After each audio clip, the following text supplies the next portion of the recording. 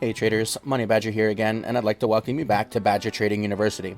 If you haven't already joined the BTU Discord, click the link in the video description below.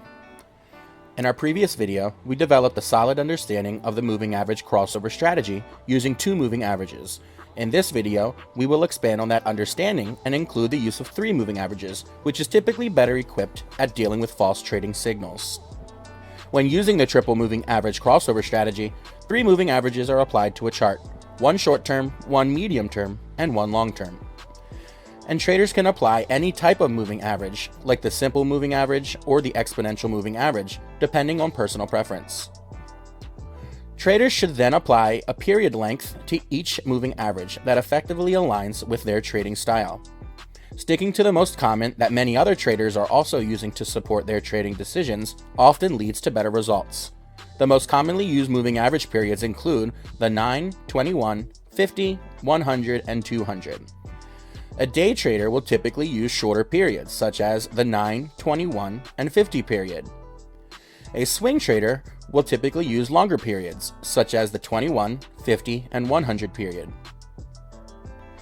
In the chart shown here, we have applied three simple moving averages, or SMAs, the 9 period, 21 period, and 50 period.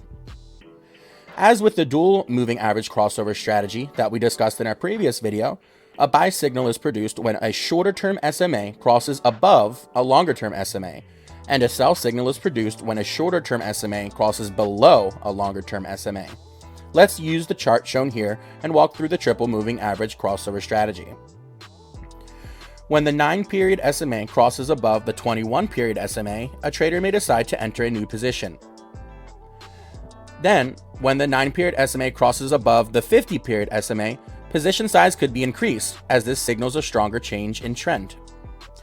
And finally, when the 21 period SMA crosses above the 50 period SMA, position size could be increased substantially, as the trend reversal is confirmed. With each crossover, a trader may gradually build their position with more conviction. Now, following the final buy signal, a trader would remain in the position until the first sell signal is produced when the 9 period SMA crosses back below the 21 period SMA. When this happens, a trader could sell a sizable portion of their position and begin to gradually exit.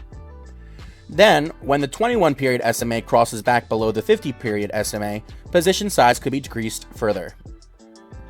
And finally, when the 21 period SMA crosses back below the 50 period SMA, a trader would exit the position altogether.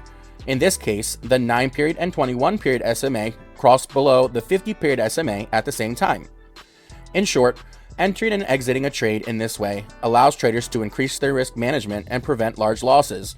But keep in mind that this is just one way that the triple moving average crossover strategy can help traders decide when to enter and exit a trade and increase or decrease their position size.